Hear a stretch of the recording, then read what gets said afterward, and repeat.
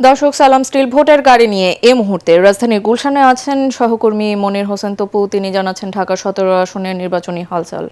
সালাম স্টিল ভোটের গাড়ি নিয়ে আজ আমরা সারাদিন রয়েছি ঢাকা 17 আসনে, যেটি গুলশান, বনানী, মহাখালী, বারিধারা সহ এর আশপাশের এলাকা নিয়ে গঠিত।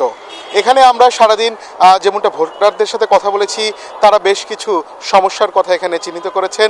তবে এখানে সর্বশেষ যে উপনির্বাচন এখানে অনুষ্ঠিত হয়েছিল, সেখানে আমরা দেখেছি শুধুমাত্র 11.5% ভোটার তারা ভোট দিয়েছেন। সেজন্য এখানে যে বিশাল একটি অংশ, প্রায় 90% মতন ভোটার যারা ভোট কেন্দ্রে সর্বশেষ নির্বাচনে ভোট দেননি, তাদেরকে ভোট কেন্দ্রে আনাটাই এখন সবচেয়ে বড় চ্যালেঞ্জ। এখানে যারা নির্বাচনে অংশ নিচ্ছেন প্রার্থীরা, তারা এই চ্যালেঞ্জ মোকাবেলা করে ভোটারদের দ্বারে দ্বারে যাচ্ছেন এবং ভোটারদেরকে আশ্বস্ত করছেন তাদের যে সমস্যাগুলো রয়েছে সেই সমস্যাগুলো চিহ্নিত করে সমাধানের আশ্বাসও তারা দিচ্ছেন।